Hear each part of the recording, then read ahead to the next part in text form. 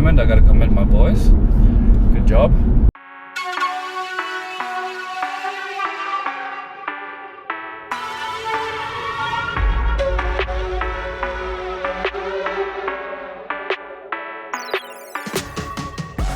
Welcome back to Project Day. Today is episode 3 of our F30 LCI 320i build. And today will be all about suspension and wheels. And Joshua is going to give you the breakdown. So first up, we'll be talking about the wheels that we have here. They are from Raxer. We'll be talking and discussing about the design, the specifications, as well as the unique selling points. So we have Jai from Raxer Wheels with us today. He is our sponsor for this episode. Welcome. Hi, I'm Jai, Raxer Wheel Design Engineer. So today I bring in two types of wheel, forged wheel with the lightweight forged wheel for the competition use and the flow form for the entry model of applications. So I think the most common inquiries that you get is like, what is the difference between flow forming wheels as well as forged wheels? Forged wheel. Well, basically forged wheel and flow form, they are different at the processing method, as in these things they are made from blank. You mean the forged ones? Yeah, from blank. And these are made from cast. Casts. But the same thing is, the back of the wheel, they are using the same technique. It's a called flow form process to get the as thin as possible. I see. Yeah. Okay. So is it the difference in terms of weight? Yeah, weight is definitely different. The forged one will be lighter, and this is 18 by 8.5J. Okay. EP3 only weight like 8.5 kg. Yeah. So well, this 18-inch 8.5J Yeah. EP30 is doing about close to 9 kg. 9 kg. That's the weight difference. I see. How about the strength and the durability? The forged one will come in better than the flow form due to the tense is higher than the flow form. I see. So basically the forged one can take more of a beating, you mean? Yeah. How many designs do you have in Raxer wheels? Basically, you can refer to our website. Yeah, the website there designed to be picked to match with your cars. Yeah. So you can customize to every individual's whatever they want. So we spoke about square rims setup on how would it actually complement our project F30 build. So it's time for me to pass it on to Chunbing for him to discuss about the technical details. Joshua mentions that how does this square setup complement to the handling? Yeah. The reason why we choose this square setup is because the front and rear tires, they are the same size with the same offset.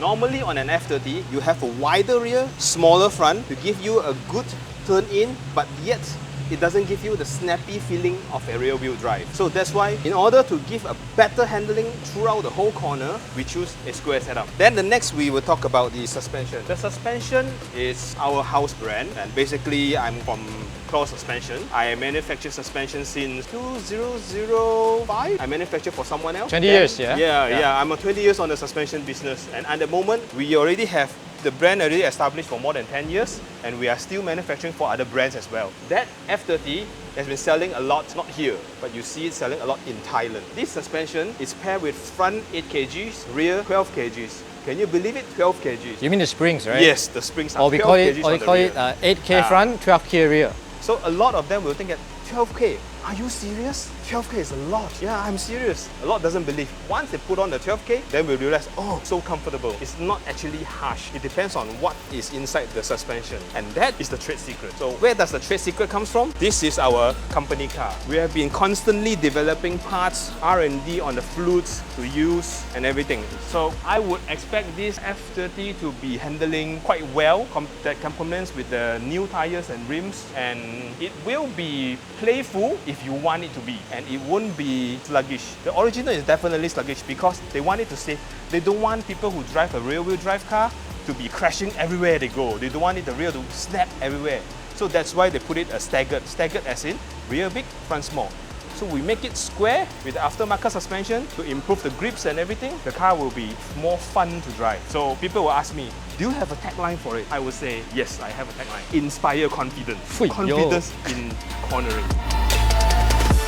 Just so you guys know that he is actually the manufacturer and our sponsor today for our closed suspension that we are going to fit on our project F30. So we will be briefly touching base on the choice of the tires that we are putting on the wheels today, which is a 255/40 18-inch wheels by Hankook. The model is the Ventus S1 Evo 3. It is comparatively similar to the Michelin PS4, and this is actually a UHP tire, ultra high performance tire, which is value for money. I would say cheap and cheerful. All right, it offers good dry handling, wet handling, and it has decent tire lifespan as well. I think you wouldn't go wrong with using Hankook Ventus S1 Evo 3. So as you can see, we have the original wheels here and the upgraded Raxer wheels, which is actually larger in size and wider in width. The obvious difference between these wheels are choice of tires.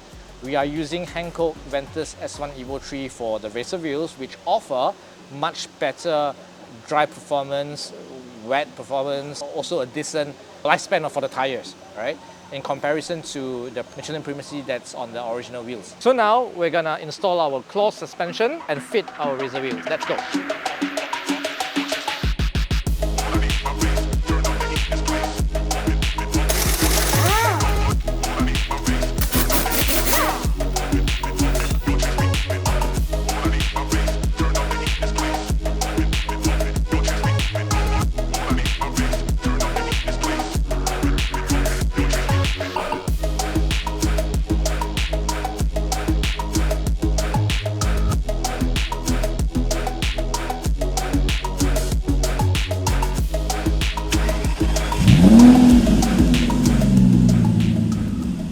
Wheels are mounted, suspension is in, everything's ready for the first test drive.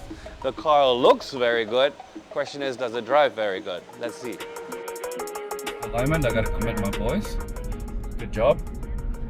It's very direct, very nimble. It feels extremely good, very precise. And it has a lot of comfort left.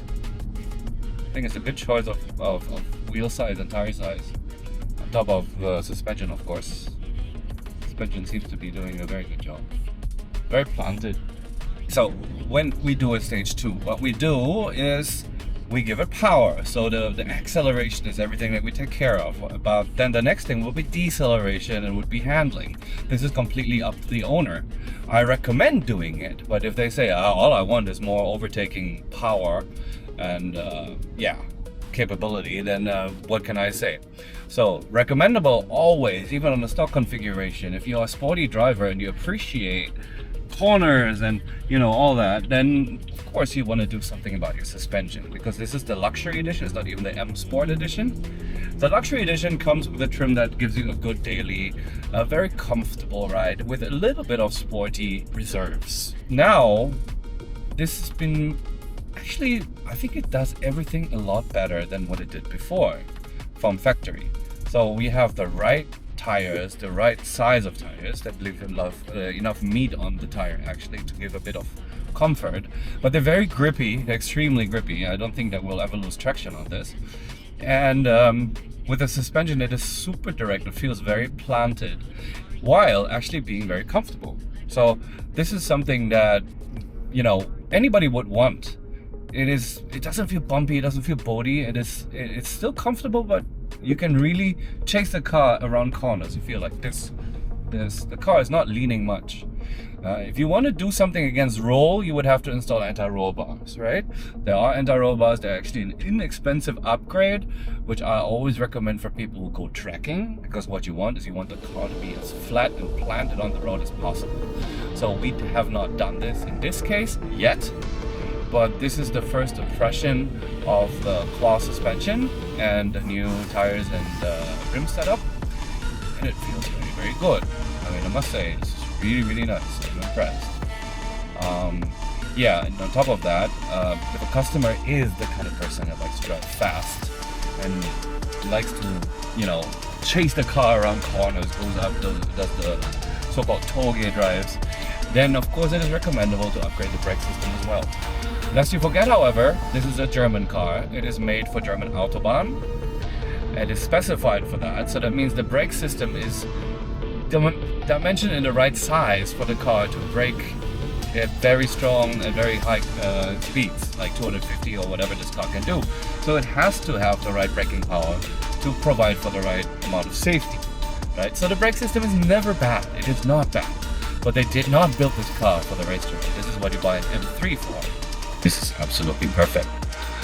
For daily use, this is more than enough. Suspension, again, is not a necessity, but it is a worthwhile upgrade. I mean, I'm loving it. I'm loving it. It's very, very good. Guys, this is day 2 after installing the rims, the tires, as well as the suspension. We noticed that there are some body roll in which we could actually eliminate or reduce by installing this strut bar from Super Circuit, right? So when we are driving the car on the road, the chassis will tend to flex, right? So the main purpose of having a Super Circuit strut bar is to eliminate or reduce the chassis being flexed too much, hence giving you a better stability, better steering response, and overall better handling.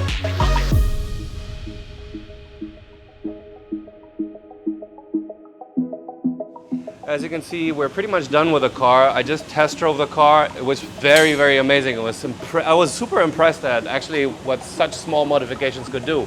But to top it all off, today we added this Super Circuit torsion bar, the strut bar, which stretches from one dome to the other, which gives the car a lot more rigidity, particularly when you drive it hard around the corner. That said, you won't exactly feel it when you drive normally, so the comfort and all that is still given. We've got suspension, we've got the wheels, we've got the rims. The car is completely pimped out. So let's see what's next. Stay tuned.